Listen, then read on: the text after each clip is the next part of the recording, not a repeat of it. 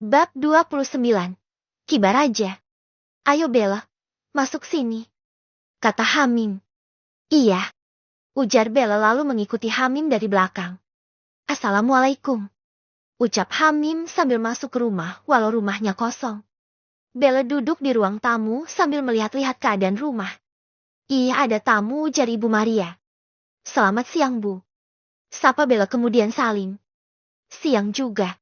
Sebentar Ibu bikinin minum dulu, ujar Ibu Maria. Tidak usah repot-repot Bu, sahut Bella. Endak ribut kok, sahut Ibu Maria lalu beranjak ke dapur rumah Hamim. Azan asar terdengar sayup-sayup mengema dari masjid. Bella, ayo sholat dulu, ajak Hamim. Baiklah, angguk Bella yang tidak percaya kalau Hamim mengajaknya sholat asar. Lalu beranjak ke musola. Selesai sholat berjamaah, Bella memandang hamparan kuburan umum dari teras samping musola. Lihat apa? Tanya Hamim yang baru selesai wirid. Lihat kuburan umum Mas. Emang, kamu gak takut tinggal sendiri di rumah yang dekat kuburan umum? Ujar Bella. Tidak, biasa-biasa saja. Karena, dari aku masih bayi sudah tinggal di sini. Jadi, ya sudah biasa. Besok, tempat tinggal kita setelah mati, di alam kubur kaya itu. Ujar Hamim sambil menunjuk kuburan umum. Iya Mas. Jeti, merasa takut hatiku, sahut Hamim. Makanya, mumpung masih hidup dan diberi kesempatan bernafas, kita harus berbuat kebaikan dan tekun beribadah. Salah satunya sholat 5 waktu. Gunakan masa mudamu sebelum datang masa tuamu. Gunakan masa kayamu sebelum datang masa miskinmu. Dan gunakan masa sehatmu sebelum datang masa sakitmu. Ujar Hamim. Iya Mas. Benar apa yang kamu katakan. Aku jadi pingin tobat dan belajar ngaji. Ujar Bella. Siang terus merambat. Mas, aku pulang dulu ya, sudah sore, kata Bella. Baiklah, aku antar ke sopirmu, ujar Hamim. Bu, Bella pamit pulang dulu, ujar Bella pada Ibu Maria yang lagi nyapu lantai teras. Iya nak Bella, jawab Ibu Maria kemudian Bella salim. Assalamualaikum. Waalaikumsalam, balas Ibu Maria. Setelah menyalakan mesin motor, Hamim melanjutkan pelan-pelan menuju jalan raya. Sambil dibonceng, Bella berkata dalam hati. Ternyata benar. Hamim anak dari keluarga miskin. Rumahnya masih berbilik bambu. Tapi, rumah ibunya dan kakaknya kok bagus ya? Aneh. Apa, jangan-jangan rumah warisan yang belum disempat bangun. Ibunya, sepertinya orang taat beribadah. Baru dekat sama Mas Hamim, aku bisa mengerti sifat Mas Hamim walau tidak sepenuhnya. Walau Mas Hamim pendiam dan bandel di sekolah, tapi dia pemuda yang baik dan tekun sholat. Aku juga tidak tahu, entah mengapa aku sangat sayang dan sangat mencintai Mas Hamim sejak pertama bertemu kelas 1. Aku ini cantik, punya segalanya. Banyak cowok yang ganteng dari keluarga terhormat kaya raya yang senang kepadaku. Tapi mengapa hati ini memilih Mas Hamim? Mengapa aku bisa senang dan bahagia ketika bersama Mas Hamim? Aneh diriku ini, ada apa dengan diriku? Yang aneh dari Mas Hamim, walau Mas Hamim miskin, dia tidak mata duitan. Dia juga bukan pemuda matre. Tak lama kemudian, motor Hamim berhenti di depan cafe samping SMA Florida. Balik dulu ya Mas, hati-hati di jalan. Seru Bella kemudian turun dari boncengan motor, lalu masuk ke dalam mobil. Iya Bella, jawab Hamim kemudian beranjak. Azan maghrib terdengar berkumandang. Hamim membelokkan motornya ke arah makam Kiai Bahrudin. Setelah memarkirkan motornya, Hamim bergegas wudhu, lalu menunaikan sholat berjamaah di musolah makam.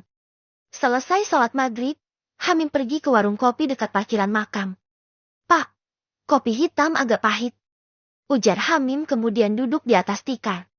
Tak lama kemudian, ini Mas, kopinya, ujar Pak Wandi pemilik warkop. Terima kasih Pak, ujar Hamim kemudian menuang air kopi ke atas lapik. Lalu menyeruputnya pelan-pelan. Aku punya uang simpanan di 2 bank sebanyak 500 M. Dikasih komisi sama Nona Jessi 193 M. Semalam, dapat uang dari menjual berlian. Dapat uang 140 M. Uang sebanyak itu, buat apa ya? Enaknya, usaha apa ya?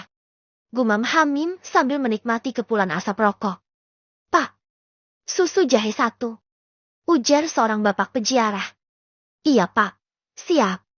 Jawab Pak Wandi. Permisi mas. Numpang duduk di sebelah. Kata Pak Imron pada Hamim. Iya pak, silakan. Kata Hamim. Dari mana mas? Tanya Pak Imron. Dari desa Konoha sini saja pak. 10 Desembera dari makam Kiai Bahrudin ini. Jawab Hamim. Ini pak, susu jahenya. Ujar Pak Wandi. Terima kasih pak. Saya dari kota Gresik mas. Mau mencari berkah di makam Kiai Bahrudin. Anak saya sakit sudah 2 bulan gak sembuh-sembuh. Ujar Pak Imron. Sakit apa pak? Anaknya.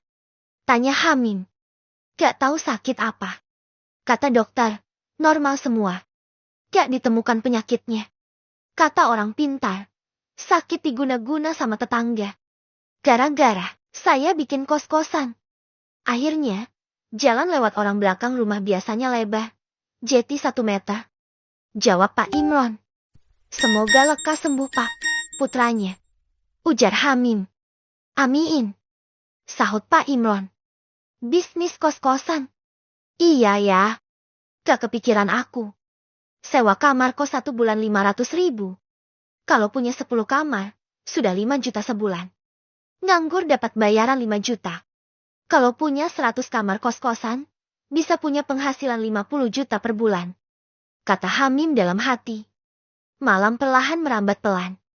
Tak terasa waktu sudah jam 08 malam. Hamim pergi ke pendopo makam, lalu duduk sendiri di pojok pendopo bersandar tiang kayu penyangga. Assalamualaikum Ki Baraja. Seru Hamim. Waalaikumsalam. Jawab Ki Baraja. Jin penunggu makam sudah duduk di depan Hamim. Ki, berliannya laku mahal sekali. Terima kasih ya. Ujar Hamim. Apa Gus? Ingin berlian lagi? Ujar Ki Baraja. Apa Ki Baraja punya banyak berlian? Tanya Hamim. Iya Gus. Saya punya banyak sekali berlian. Ini, ambillah untukmu. Ujar Ki Baraja sambil meletakkan kantong hitam berisi berlian. Terima kasih Ki, kalau boleh tahu. Mengapa Ki Baraja sangat baik sekali kepadaku? Tanya Hamim. Karena Gus Hamim orang yang disenangi sama Kiai Bahrudin. Dan saya juga diperintahkan oleh Kiai Bahrudin untuk membantu kesulitanmu Gus. Jawab Ki Baraja. Kalau boleh tahu, mengapa Kiai Bahrudin menyenangi saya? Ki? Tanya Hamim penasaran. Kiai Bahrudin menyukaimu, karena ibumu seorang wali. Berkat doa ibumu yang istiqomah, Gus Hamim selalu mendapat ampunan dari Allah. Kedua, kamu adalah abdi setia Kiai Basori. Santri kesayangan Kiai Basori. Jawab Ki Baraja. Masak. Ibuku seorang wali. Ki, ibuku tidak pernah memakai jilbab. Ibuku juga seorang buruh di kampung. Sekarang ibuku menjadi ibu rumah tangga. Aku juga bukan dari keluarga Kiai. Kata Hamim. Yang tahu seseorang itu wali, itu juga wali. Orang awam yang bukan wali, tidak akan mengetahui kalau ibumu seorang wali wanita. Ibumu juga tidak sadar kalau dirinya seorang wali. Jawab Ki Baraja. Jangan-jangan wali murid, ibuku. Apa Ki? Ciri-ciri seorang wali itu? Tanya Hamim. Salah satu ciri-cirinya adalah pendiam dan sabar. Juga istiqomah dalam ibadah. Jawab Ki Baraja. Berarti, ibuku bukan wali Ki, ibu sangat kruit sekali. Apa Ki Baraja ini juga seorang wali? Tanya Hamim penasaran. Tidak Gus. Saya bukan seorang wali. Saya seorang abdi. Jawab Ki Baraja. Ki, tadi ada orang ziarah. Katanya mencari berkah di sini, untuk kesembuhan putranya yang sedang sakit aneh. Aku Jeti ingin mempunyai ilmu pengobatan. Ujar Hamim iseng. Amalkan kunci surat Al-Fatihah ini Gus. Gus kan, sudah bisa mengobati segala macam penyakit aneh. Penyakit yang tidak ada obatnya. Ujar Ki Baraja sambil meletakkan secari kertas tulisan Arab di atas lantai. Iya Ki, tapi tidak semua orang yang aku obati itu sembuh. Barangkali ilmu dari Ki Baraja bisa menutupi kekurangan ilmuku. Bagaimana ini caranya, Ki? Tanya Hamim. Gus baca 11 kali setelah selesai sholat 5 waktu. Setelah sholat hajat, Gus baca 100 kali. Jika untuk mengobati orang sakit, Gus bacakan saja di air atau di makanan atau ke orangnya langsung. Jika untuk syarat keselamatan atau usaha, Gus tulis saja kunci Al-Fatihah ini di kertas. Lalu buat simak. Jawab Ki Baraja. Oh iya Gus. Cara membaca kunci surat Al-Fatihah itu. Gus baca surat Al-Fatihah lengkap 3 kali. Setelah itu baru bisa membaca kunci Al-Fatihah. Bismillahirrohmanirrohim. Maliki yaumiddin. Iyyaka na'budu wa iyyaka nasta'in.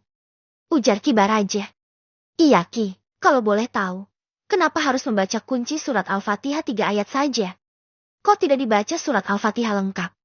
Tanya Hamim.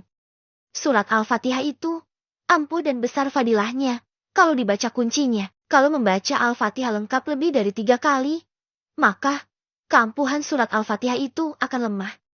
Tapi, kalau dibaca kuncinya maka kekuatan surat Al-Fatihah akan kuat dan dahsyat. Ujar Ki Baraja. Gitu ya Ki? Ujar Hamim. Iya Gus. Itulah yang aku alami. Ujar Ki Baraja. Baiklah Ki, mulai malam ini akan aku amalkan kunci Al-Fatihah. Kalau begitu, aku mau pergi dulu Ki, mau menjual berlian ini. Ujar Hamim sangat senang. Baiklah Gus, kalau begitu. Ujar Ki Baraja. Assalamualaikum. Seru Hamim. Waalaikumsalam. Jawab Ki Baraja kemudian menghilang. Sambil berjalan ke parkiran, Hamim menelpon Pak Hongshi. Setelah terhubung. Selamat malam Pak Hong. Malam juga Mas Hamim. Apa ada berlian lagi? Ujar Pak Hongshi bertanya. Iya Pak Hong. Kayaknya berliannya lebih banyak Pak. Jawab Hamim. Apa bisa ketemuan sekarang Mas? Soalnya, besok pagi saya ke kota Jakarta. Ada transaksi jual beli berlian. Ujar Pak Hongshi. Bisa Pak. Ini saya lagi di jalan. Jawab Hamim. Kita ketemuan di cafe Dore punya istri saya ya. Di daerah rumput kanan jalan. Ujar Pak Hongshi. Baiklah Pak. Sekarang saya meluncur. Ujar Hamim lalu mematikan HP-nya. Setelah menyalakan mesin motor, Hamim meluncur ke daerah Rungkut Surabaya. Tak lama kemudian, setelah bertanya pada seseorang, Hamim menemukan keberadaan cafe Dore. Seusai memarkir motornya, Hamim berjalan masuk ke cafe dan duduk di sebelah taman. Selamat malam Mas. Sapa Ika pelayan cafe. Malam juga. Jawab Hamim. Silahkan pesan Mas. Ini buku panduan menunya. Ujar Ika pelayan cafe. Saya pesan burger 1 sama air mineral dingin dan kopi hitam agak pahit. Ujar Hamim. Baiklah Mas. Harap ditunggu sebentar. Ujar Ika kemudian beranjak. Cafe ini bagus dan nyaman. Tapi kok sepi sekali ya? Gumam Hamim. Tak lama kemudian. Selamat malam Mas Hamim. Seru Pak Hongshi. Malam juga Pak Hongshi. Jawab Hamim. Ini istri saya Mas. Tadi dari ketemu klien di hotel. Terus langsung ke sini. Ujar Pak Hongshi. Iya, Pak. Bisnis apa Pak? Kok malam-malam ketemu klien? Tanya Hamim iseng. Istri saya ini loh Mas. Jual beli rumah di perumahan elit. Barangkali Mas Hamim mau beli? Ujar Pak Hongshi lalu tertawa pelan. Di mana Pak? Perumahannya? Tanya Hamim. Di Kecamatan Warumas. Perumahan Puri Indah. Jawab Pak Hongshi. Tidak Pak. Mahal pasti perumahan Puri Indah itu. Hunian para pengusaha kaya raya. Hehehe. Ujar Hamim sambil tertawa pelan. Mas Hamim kan banyak uangnya. Beli saja 1. Buat aset. Nanti kalau dijual, bisa lebih mahal. Rumah dan tanah, semakin lama, semakin mahal Mas. Ujar Pak Hongshi. Berapa Pak? Harga 1 unit rumahnya. Tanya Hamim. Paling mahal, 100 M. Kelas 275 M. Yang paling murah, 50 M. Mas. Jawab Pak Hongshi. Mahal sekali ya Pak. Saya pikir-pikir dulu lah Pak. Uangnya mau saya pakai buat usaha. Ujar Hamim. Apa Mas Hamim mau membeli kafe saya ini? Saya jual 60 M. Ujar Pak Hongxi. Kok mahal amat Pak? 60 M. Sahut Hamim. Kalau kafenya hanya 4 M Mas, harganya sama semua perabotannya. Yang mahal itu tanahnya. Sebelah kafe ini ada tanah seluas 1 hektar. Sudah ada yang nawar. 50 M, tidak saya kasih. Ujar Pak Hongxi. Kenapa dijual Pak? Tanya Hamim. Saya dan istri rencananya mau pindah ke kota Jakarta. Karena saya akan mendirikan kantor di sana. Lagian, kafe ini sepi Mas. Saya selalu rugi. Tekor buat membayar karyawan. Ini kafe milik istri saya. Cuma usaha iseng-iseng saja. Biar istri punya kegiatan. Jawab Pak Hongxi. Baiklah Pak. Saya mau membelinya kalau kafe ini. Karena saya ingin buka usaha kos-kosan dan kios. Ujar Hamim. Baiklah. Kalau begitu, kita transaksi sekarang ya. Ujar Pak Hongxi. Mah, kamu pulang ke apartemen sebentar ya. Kamu ambil sertifikat tanah kafe ini. Sekalian kamu telepon Pak Edem notaris. Kata Pak Hongxi pada istrinya. Baiklah Pak. Jawab Nyonya Hong kemudian beranjak. Permisi, ini pesanannya. Ujar Ika Pramusaji, lalu meletakkan pesanan di atas meja. Mas Hamim, lihat berliannya. Akan saya cek dulu. Ujar Pak Hong. Ini Pak. Jawab Hamim lalu menaruh berlian di atas meja. Banyak sekali Mas. Dari mana Mas Hamim dapat berlian sebanyak ini? Tanya Pak Hong sambil mengeluarkan berlian dari kantong. Dari makam seorang wali Pak. Saya dikasih sama makhluk halus. Jawab Hamim jujur. Oh, pantasan. Kok banyak sekali? Berarti bukan dari mancing dong. Ujar Pak Hong sambil mengetes keaslian berlian. Maaf Pak, saya kemarin berbohong. Takut, Bapak tidak percaya. Ujar Hamim. Iya, tidak apa-apa. Yang penting, bukan dari hasil mencuri. Makanya, kemarin Mas Hamim aku suruh tanda tangan di atas materai. Takutnya, dari hasil curian. Ujar Pak Hongxi. Setelah 1 jam mengecek semua berlian, Pak Hongxi menyulut rokok. Mas Hamim, jumlah berliannya ada 500 butir. Total uangnya 350 M, akan saya transfer sekarang ke rekening Bank Mutiara saja. Silahkan Mas Hamim tanda tangan kepemilikan berlian dan surat jual beli. Ujar Pak Hongxi. Baiklah Pak. Jawab Hamim, kemudian membaca surat sebelum ditandatangani. Setelah itu, tanda tangan. Sudah masuk Mas. Uangnya. Tolong dicek tim banking. Ujar Pak Hongxi. Selamat malam Pak Hong. Ujar Pak Edem Suseno. Pengacara juga selaku notaris. Malam juga Pak. Silakan duduk. Ujar Pak Hong. Ini Pak, sertifikat tanah kafe dan juga surat izin bisnis usaha kafe. Ujar Nyonya Hong. Dengan Mas siapa ini? Tanya pengacara Edem Suseno pada Hamim. Hamim Jazuli, Pak. Mas Hamim, silahkan dibaca dulu. Nota kesepakatan jual beli tanah dan kafe. Kemudian Mas Hamim tanda tangan di atas materai ini dan sebelah sini. Ujar pengacara Edem Suseno. Baiklah Pak. Jawab Hamim kemudian membaca surat kesepakatan jual beli. Tak lama kemudian, Hamim mentandatangani surat jual beli di atas materai. Lalu disusul pengacara Edem Suseno membubuhkan tanda tangan. Mas Hamim, silahkan ditransferan ke rekening Nyonya Hong. Ujar pengacara Edem Suseno. Ini Mas, nomor rekening saya. Atas nama Cui Lan Xiang. Ujar Nyonya Hong, lalu menyodorkan HP. Tak lama kemudian. Sudah Bu. Ujar Hamim yang pertama kali transaksi dalam jumlah besar. Oke Mas Hamim, sudah masuk. Kenalkan, ini Mas Edi. Manajer Cafe Dora. Mas Edi, mulai malam ini, Mas Hamim ini adalah bos kamu. Dia pemilik cafe yang baru. Ujar Nyonya Cui Lan Xiang, istri Pak Hong. Baiklah Nyonya. Selamat malam Tuan Hamim. Sapa manajer Edi. Malam juga Mas Edi. Jawab Hamim. Ya sudah Mas Hamim, saya permisi dulu. Mau istirahat? Masalah biaya notaris, biar saya yang tanggung. Ujar Pak Hongxi kemudian berdiri. Baiklah Pak, terima kasih banyak. Ujar Hamim. Nanti, kalau ada berlian lagi, Mas Hamim telepon saya saja ya. Jangan dijual ke orang lain.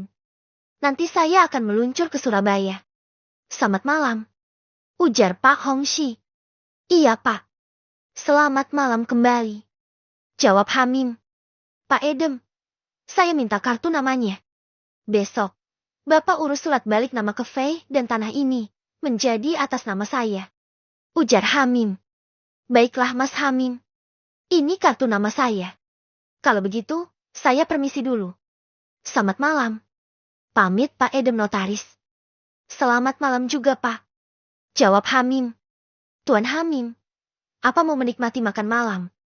Ujar manajer Edi. Iya Mas Edi, boleh. Aku ingin tahu rasanya masakan cafe ini. Saya minta ikan bakar dan bebek goreng, sama sambal. Ujar Hamim. Baiklah Tuan.